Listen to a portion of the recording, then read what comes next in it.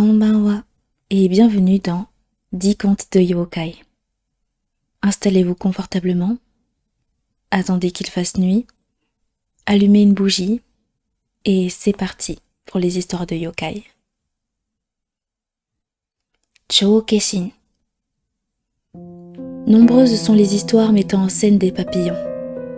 On entend souvent parler d'un humain devenu papillon après sa mort, ou d'un papillon qui ne se détache plus de l'épaule de quelqu'un, comme un esprit qui prend possession d'une personne.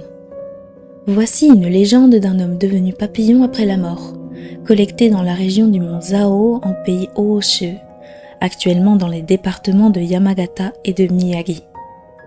Un voyageur frappa à la porte d'une cahute au pied de la montagne. N'obtenant aucune réponse, il entra alors à l'intérieur et aperçut dans le noir des milliers de papillons. Quand il ouvrit la porte pour faire entrer la lumière, les papillons s'échappèrent en se trémoussant à la folie, et ils étaient si nombreux que le bruit de leurs ailes ressemblait à un bourdonnement. Là où ils s'étaient amassés, le voyageur trouva un squelette et quelques poignées de cheveux noirs. Hizama. Hizama est le diable le plus féroce de l'île d'Okinoerabu. C'est un coq avec des joues rouges et des ailes grises et blanches. Il a l'habitude de rester dans une jarre ou un seau vide. C'est pourquoi les insulaires laissent toujours un peu d'eau au fond, ou bien retournent ses récipients, afin d'éviter que ce diable s'y mette. Selon eux, c'est lui qui cause les incendies. Quand Hizama hante une maison, ils appellent immédiatement une prêtresse Shinto pour le chasser. Le coq est le motif de nombreuses croyances populaires. Un coq qui chante la nuit est un présage d'incendie. Dans le canton de Higashi Katsushika, à Chiba, on fait couler de l'eau dans l'évier quand on entend le coq chanter la nuit pour se prémunir du feu. Du côté de Hatto, département de Tottori, on asperge d'eau le sol de terre battu par 3 fois. À Kita-Kyūshū, ce sont des plumes de coq sur le toit qui annoncent un incendie. Bref, les exemples sont innombrables. En tout cas, j'imagine que Hizama a un rapport avec tous ces oiseaux. D'après une enquête qui fut menée en 1935 ou 36 sur la culture rurale, le coq était l'animal le plus souvent détesté par les dieux dans les récits populaires. À Shimohei, dans le département d'Iwate, le vieux coq se transforme en futtachi, un oiseau qui développe une force spirituelle au fur et à mesure qu'il vieillit. Autrefois, une poule futtachi habitait une maison. Bizarrement, tous les enfants de cette famille mouraient en bas âge. Un jour, ils demandèrent à un religieux itinérant d'examiner le sort, lorsque la poule futtachi apparut et dit « J'ai beau pondre des œufs, les humains me les mangent tous, et je n'ai toujours pas d'enfants. Alors je tue les leurs pour me venger. »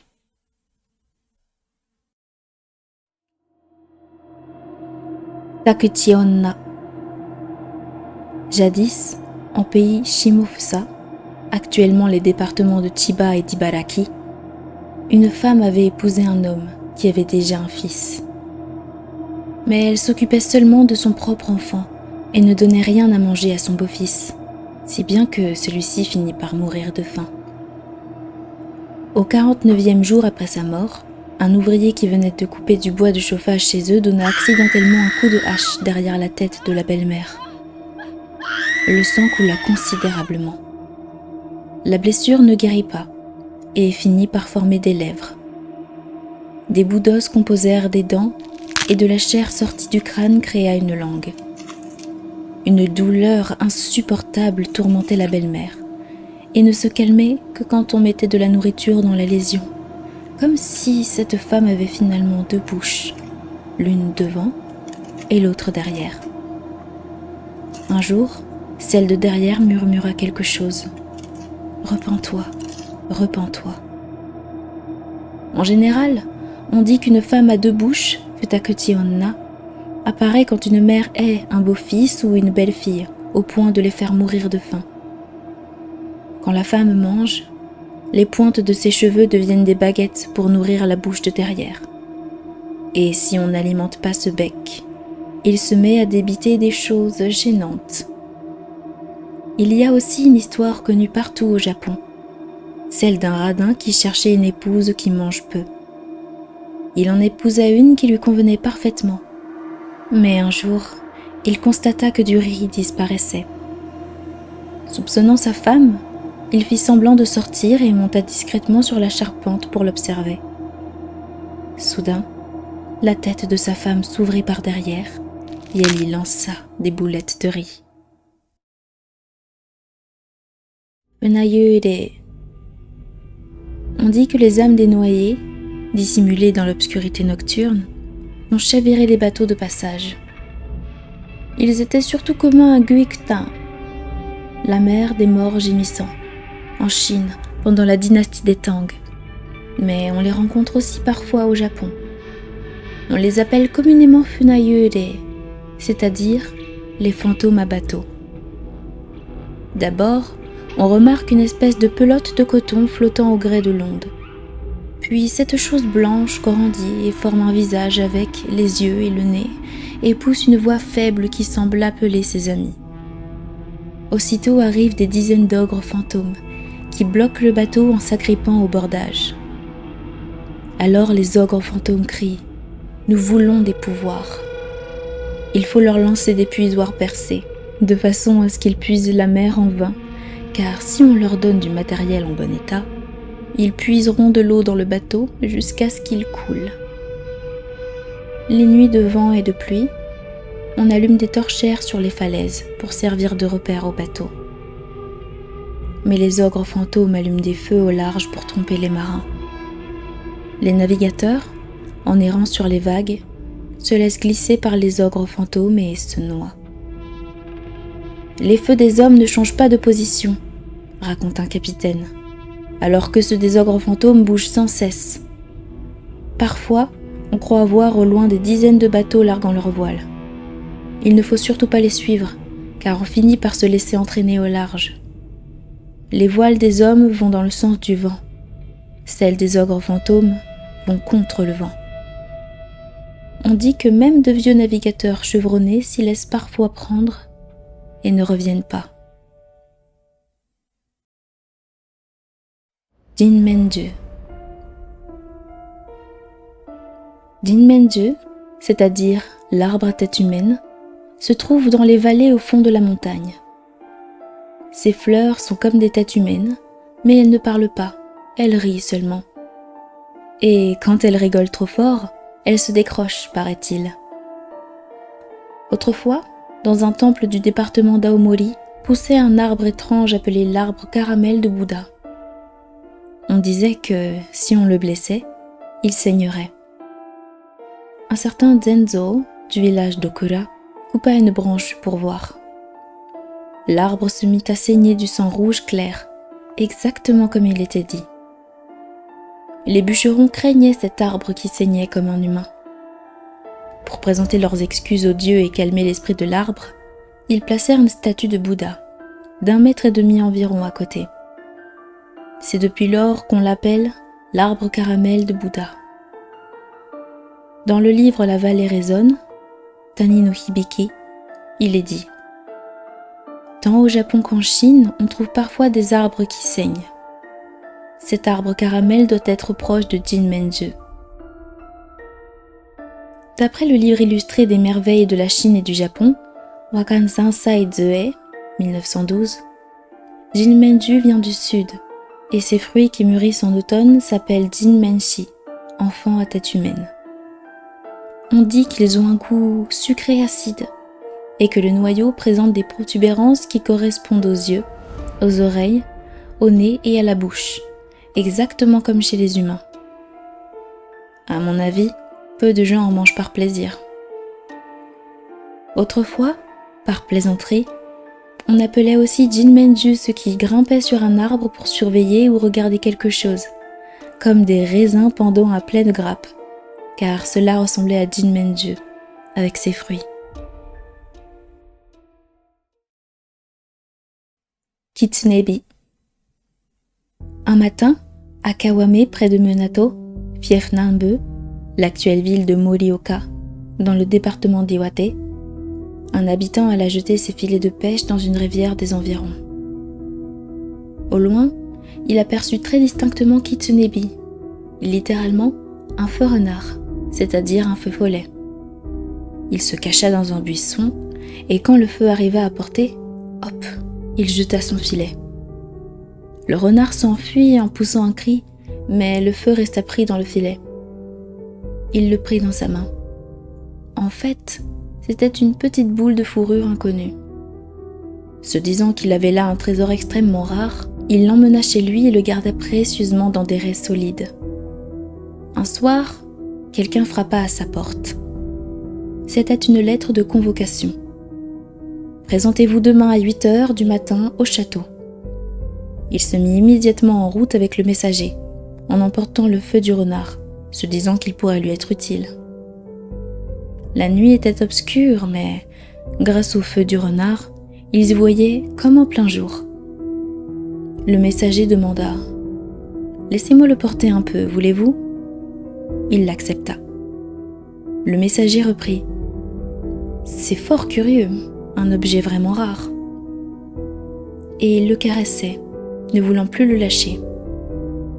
Alors, le messager qu'on croyait humain se transforma en renard, prit la fourrure et s'enfuit sans même toucher terre. Le feu du renard peut apparaître en troupe. Quand il apparaît en défilé, on appelle cela une noce de renard.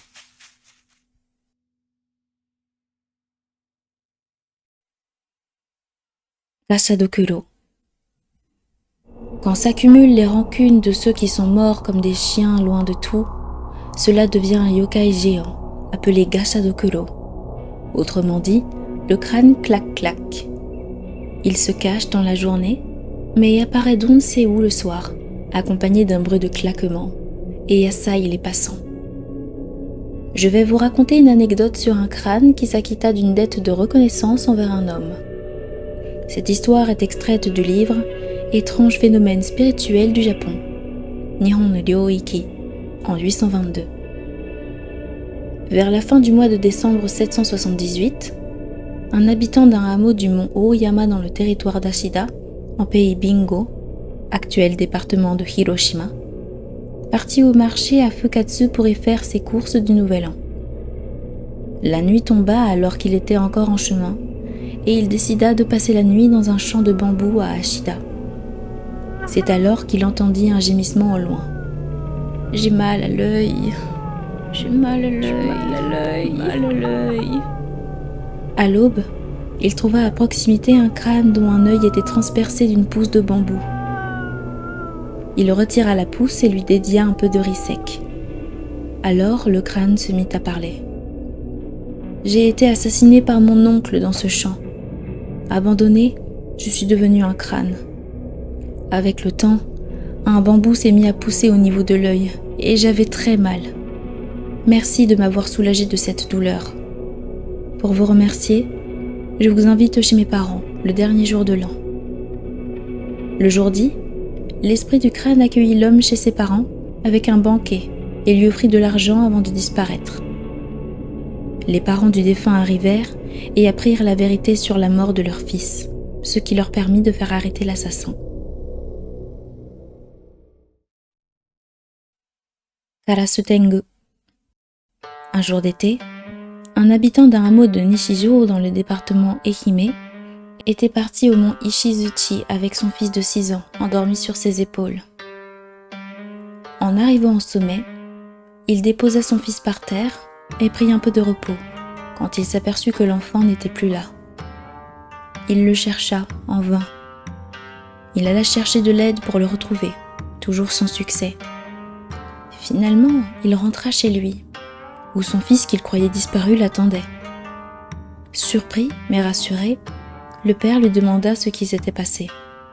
« Pendant la pause, au sommet, répondit le fils, j'ai eu envie de faire pipi et je suis allé derrière le petit temple. Alors un homme géant au visage tout noir est arrivé et m'a dit gentiment « Petit, il ne faut pas pisser là. Où habites-tu ? Je vais te raccompagner chez toi. Ferme les yeux. » Et d'un seul coup, je me suis retrouvée dans la cour de chez nous. C'était Karasutengu, autrement dit, corbeau Tengu. Traverser le temps et l'espace est le truc favori de Tengu. Ce yokai très célèbre, qui ressemble à un ermite affublé d'un long nez, possède des ailes et plusieurs pouvoirs surnaturels. Voici une anecdote de l'ère Bunsei, de 1818 à 1830. Un garçon nommé Torakichi avait 7 ans quand il partit au mont Iwama, en pays Hitachi, l'actuel département d'Ibaraki. Un ermite appelé Sansan Sojo lui prodigua divers enseignements qui lui permirent de fréquenter le monde des esprits ou de voyager instantanément à l'étranger, ainsi que de maîtriser des magies extraordinaires. Sa réputation atteint la ville d'Edo, où il fut dès lors appelé Tengu Kozo Torakichi, le petit Tengu Torakichi.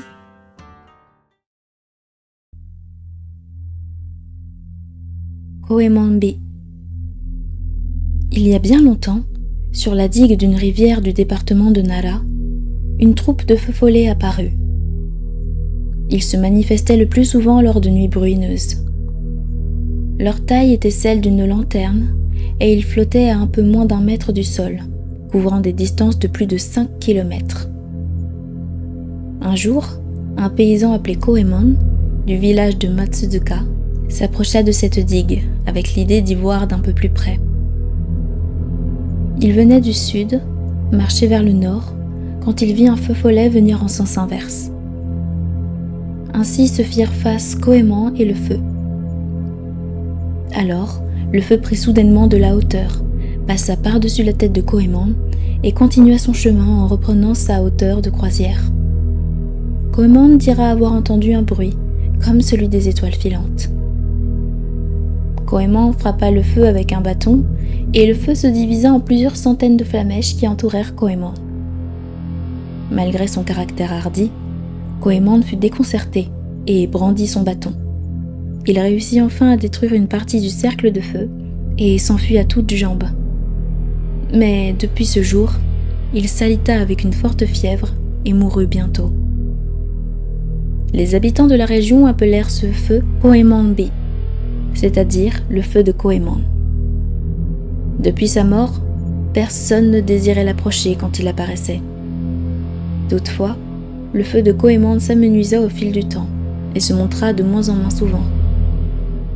Ceux qui l'ont vu plus récemment, par hasard, témoignent qu'il était petit et léger, comme la lueur d'une luciole. Peut-être son affaiblissement est-il naturel. C'est un feu bien étrange, en tout cas.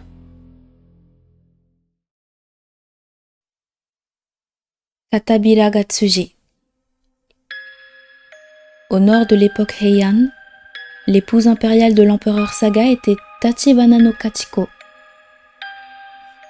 Pour avoir fondé le temple d'Anrin de Sagano à Kyoto, on l'appelle également l'impératrice d'Anrin.